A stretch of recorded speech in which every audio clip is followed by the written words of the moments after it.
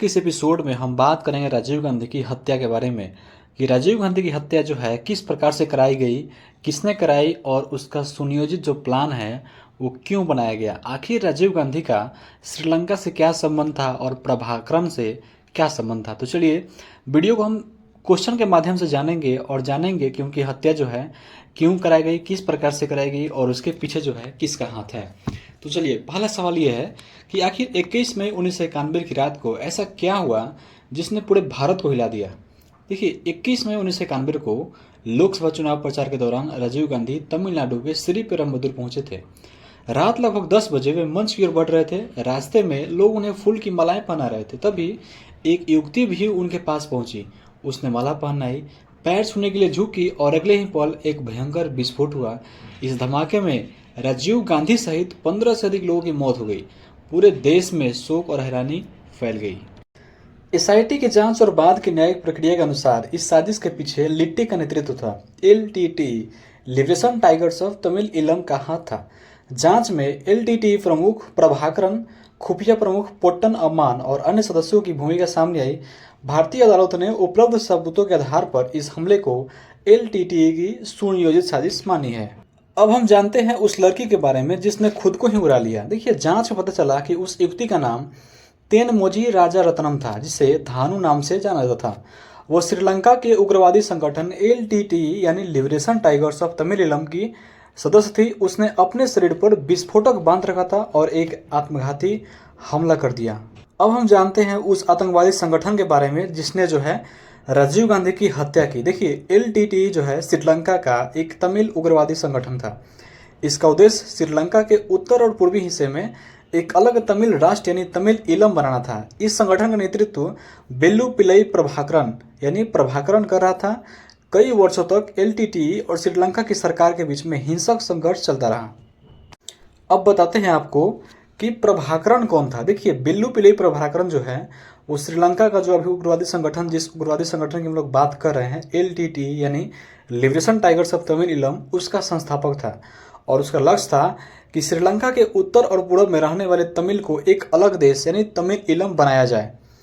देखिए 1980 के दशक की शुरुआत में श्रीलंका में तमिल और सिंहली सरकार के बीच में संघर्ष बढ़ गया था।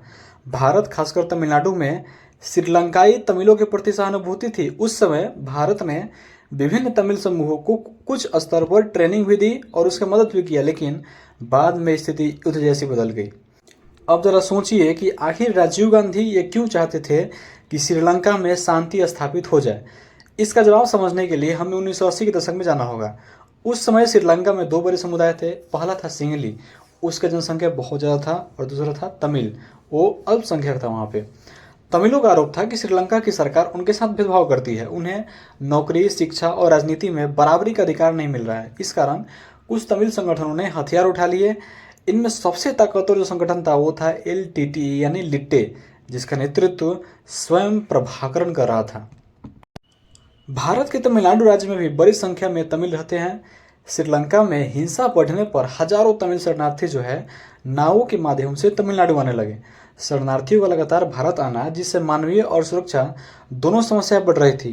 तो दक्षिण भारत की सुरक्षा, क्योंकि श्रीलंका भारत के बहुत करीब है, तो भारत नहीं चाहता था कि वहाँ अस्थिरता बढ़े या कोई बाहरी शक्ति जैसे उस समय अमेरिका या पाकिस्तान जैसी शक्तियाँ का प्रभाव जो है श्रीलंका पर बढ़ जाए।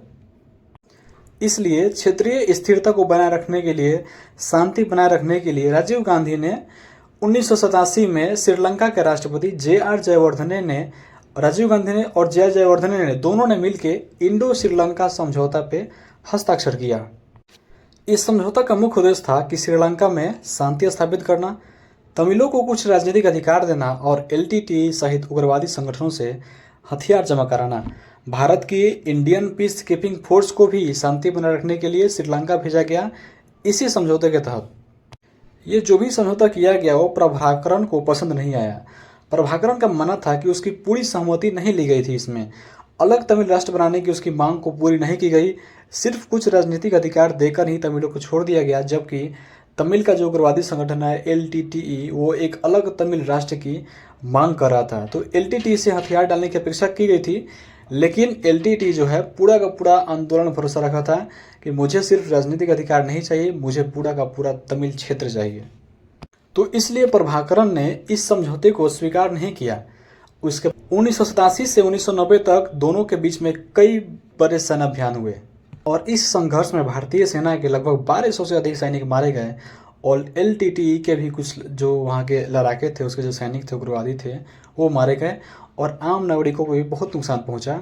यहीं से सबसे बड़ी दुश्मनी पैदा हुई लिट्टे और राजीव गांधी के बीच में और इसके बाद से प्रभाकरण ने राजीव गांधी को मारने की योजना बनाने लगा। प्रभाकरण का ये मानना था कि राजीव गांधी ने भारतीय सेना को श्रीलंका भेजकर बहुत बड़ी गलती की है। IPKF यानी इंडियन पीस कीपिंग फोर्स के अभियान से लिट्टे को बहुत नुकसान हुआ, प्रभाकरण को बहुत नुकसान हुआ।